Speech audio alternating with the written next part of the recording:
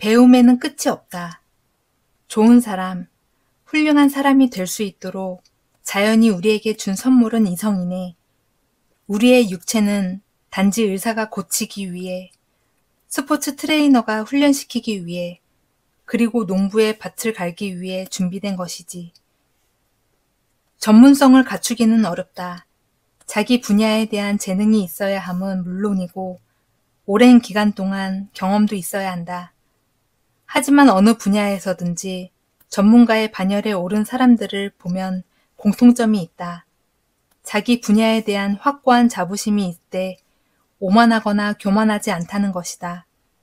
그리고 자신의 전문성이 완성된 형태라고도 생각하지 않으며 계속해서 배우는 일을 멈추지 않는다.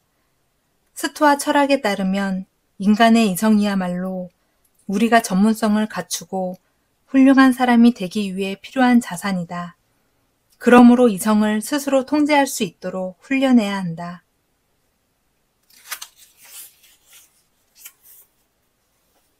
탁월한 아름다움이란 무엇이 인간을 아름답게 만드는 것일까? 무엇이 인간의 탁월함을 드러내는 것일까? 젊은이여, 만약 그대가 아름답기를 희망한다면 탁월함을 드러내기 위해 부지런해야 한다네. 그러면 어떻게 해야 그럴 수 있을까? 그대가 찬양하는 사람들이 편견이 없는 자들인지 지켜보게나. 공정한 자들인가? 불공정한 자들인가? 그들이 공정한 자들이라면 이제 침착한 지인들인지 규율이 있는지 없는지 살펴보게. 절제력을 갖춘 인간이라면 자네도 그와 같은 사람이 되기 위해 노력하게. 그러면 자네 또한 아름다워질 것일세.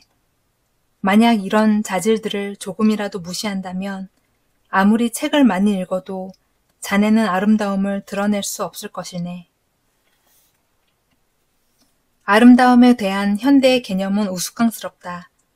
적당히 솟은 광대뼈, 아름다운 피부, 오똑한 코, 커다란 눈, 탄성을 자아내는 황금 비율, 이런 유전적이고 인위적인 것들이 아름다움의 기준이 되어야 할까? 이런 아름다움은 얼마나 지속될 수 있을까? 우리가 개발해 나갈 수 있는 정의감, 공익에 대한 헌신과 같은 품성이 아름다움의 기준이 되어야 한다. 편견 없는 사고, 정의로운 행동, 고난 속에서의 평정, 격정을 이길 수 있는 절제력, 이런 덕성이 아름답지 않다면 무엇이 아름답겠는가? 신의 선물. 신이 인간에게 내린 율법이 하나 있네. 좋은 것을 원한다면 내 자신에게서 찾아라.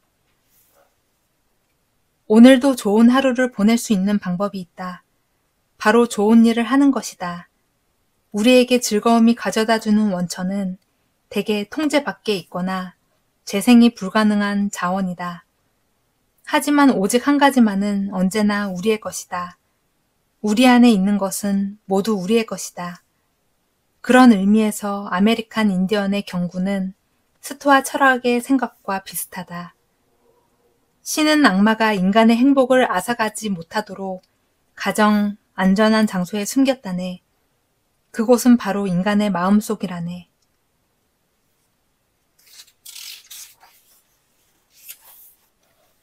오직 선택에 집중하라. 선은 어디에 있는가? 우리의 합리적 선택 안에 있다네. 그런 악은 어디에 있는가?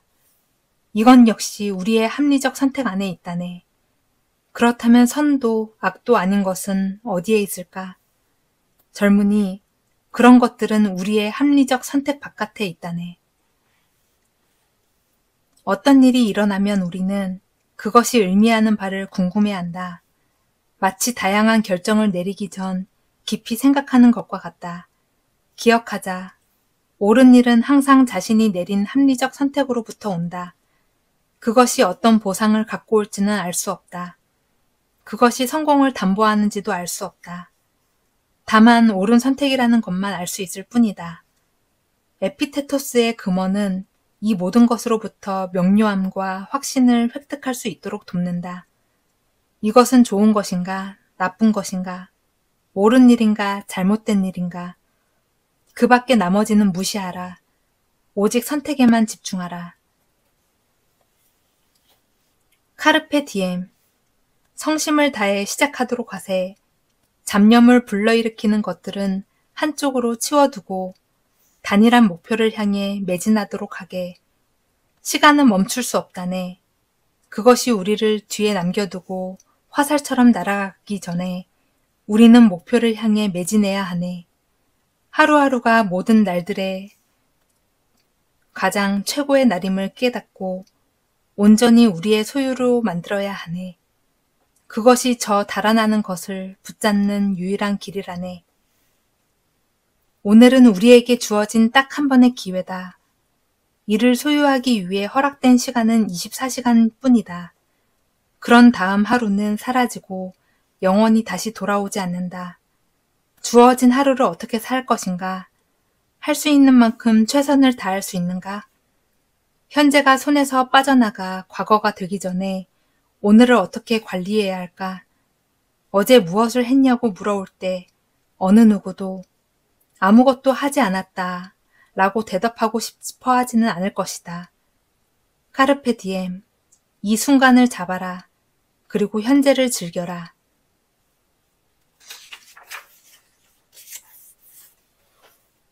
우리는 서로를 위해 존재한다.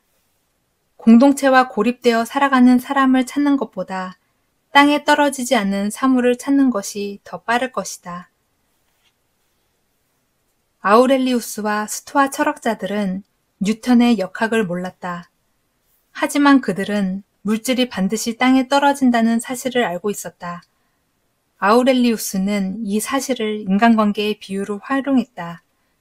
상호 의존적인 인간 존재들이 중력의 법칙만큼 강하게 서로를 향해 엮여 있다고 그들은 생각했다. 철학은 내적 성찰이다. 인간 본성에 대한 탐구를 통해 인간적 약점을 자각하고 자연적 질서로부터 인간을 고립시키려는 난관을 극복하려는 학문이다. 아리스토텔레스의 말처럼 인간은 사회적 동물이다. 우리는 서로를 필요로 하고 인간은 서로를 위해 그곳에 있다. 선행 자체가 대가다. 좋은 일을 하고 누군가가 그에 대한 혜택을 받을 때마다 당신은 왜 세 번째를 찾는 바보처럼 선행에 대한 타인의 인정과 호의를 되돌려받기를 원하는가? 세네카는 타인에게 베푸는 선행이 곧 자기 자신에게 베푸는 선행이라고 했다. 누군가에게 선행을 베풀었다는 것만으로 자부심이라는 선물이 주어지기 때문이다. 선행 자체에 이미 대가가 있다고 생각한 것이다. 왜 옳은 일을 하시죠? 라고 질문을 받는다면 그에 대한 대답은 그것이 옳은 일이기 때문이다 가 되어야 한다. 옳은 일을 한 후에 그에 대한 타인의 인정과 감사를 바라는 것은 옳은 일이라는 본질을 갉아먹는다.